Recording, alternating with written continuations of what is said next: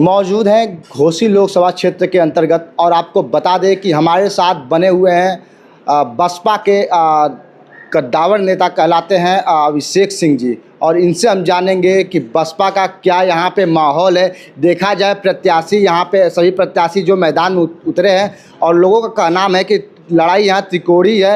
एक तरफ देखा जाए समाजवादी पार्टी, दूसरी तरफ बसपा है और तीसरी तरफ देखा जाए तो भाजपा एनडीए गठबंधन प्रत्याशी है। ऐसे में कौन यहाँ से सांसद बनेगा वो तो जनता के ऊपर है, लेकिन हमारे साथ बैठे हुए हैं अभिषेक सिंह जी, हम इनसे जानते हैं। सबसे पहले हमारे दर्शकों को अपना परिचय बताएं। बहुत बहुत धन्यवाद विवेक जी।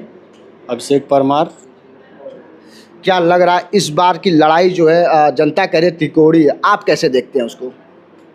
बिल्कुल त्रिकोणी नहीं है भैया, लड़ाई स्पष्ट है। त्रिकोणी लड़ाई है ही नहीं, यहाँ लड़ाई एकदम स्पष्ट है। हाँ, बसपा से ही लड़ाई है, बसपा से ही लोग लड़ रहे हैं।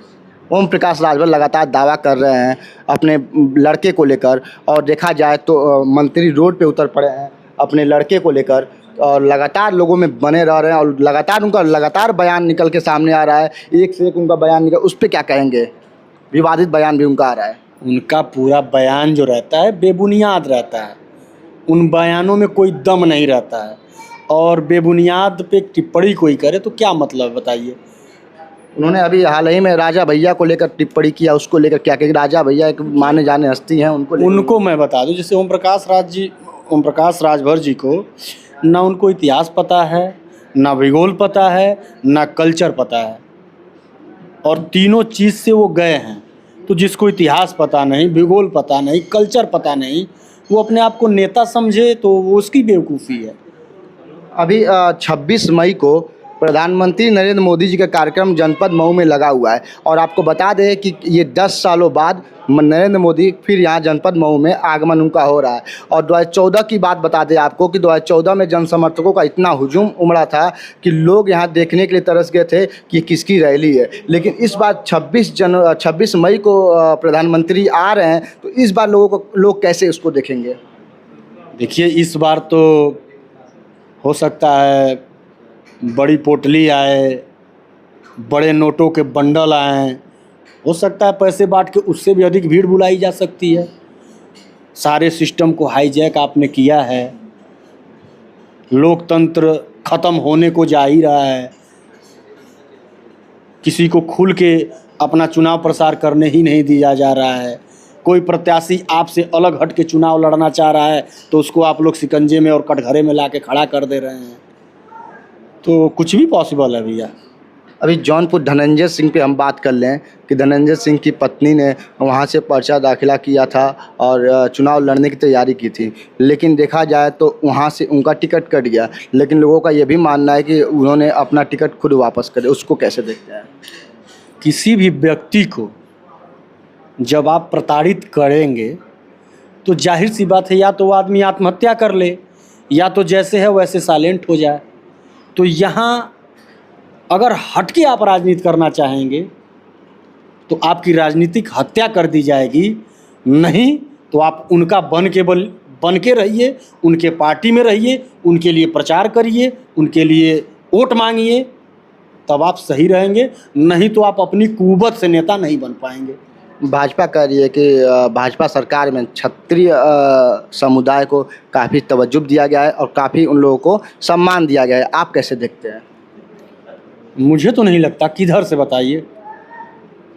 आप बताइए।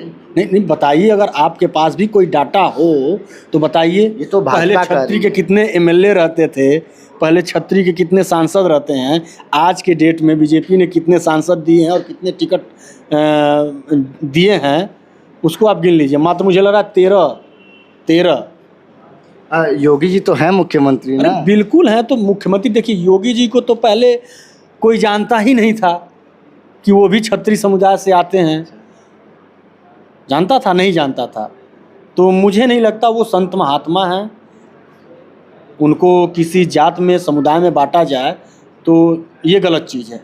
वो संत महात्मा हैं, वो खुद कहते हैं कि मैं सीएम हूँ तो सबके लिए हूँ, कहते हैं वो। तो इस चीज़ के वो जाने। बाकी क्षत्रिय समाज का बात रहा तो क्षत्रिय समाज का कितना गौरव इसमें बढ़ा है वो समाज समझ रहा है। देख भी रहा है।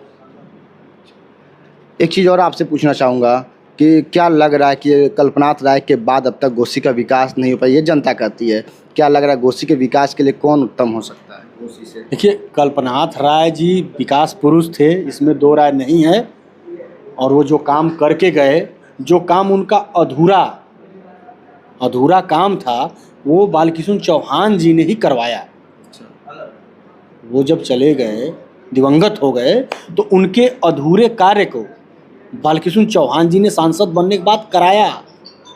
इस चीज़ को आप देख लीजिए। और आने वाले समय में सांसद बालकृष्ण चौहान जी भारी मतों से बनने जा रहे हैं। आपकी लड़ाई किससे रहेगी? मेरी लड़ाई किसी से नहीं है, सबको हमसे लड़ना है। अच्छा जी।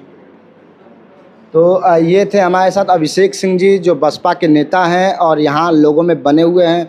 लेकिन एक चीज़ सवाल और, लगातार ओम प्रकाश राजभर दावा भी ये भी कर रहे हैं कि यहाँ पे जो क्षत्रिय वोटर्स हैं वो उनके खेमे में जा रहे हैं, उसको लेके क्या? देखिए, ओम प्रकाश राजभर जी बेबुनियाद बात करते हैं, नपी तुली बात करते नहीं हैं। तो उनके बारे में बोलना, कहना, समझना सब बेकार है। तो उनके बारे में कुछ नहीं बोलवाएं तो ठीक है। मेरे किसी भी एंगल से उनके अंदर नेता वाली गुण नहीं है। जैसे उनके समाज के हरिनारायण राजभर जी थे, उनको कहते थे कि भाड़ के जोकर हैं। तो वो जोकर टाइप ही उनकी व्यवस्था है। कुछ भी बड़बोलापन बोल दीजिए, मीडिया के सुर्खियों में बने रहिए, बड़े बड़े बोलते रहिए। वो खुद नहीं समझ पाते हैं कि हम ये चीज़ बोल रहे हैं और इसका साइड इफ़ेक्ट क्या होगा। इस चीज़ को वो समझ ही नहीं पाते हैं। जी।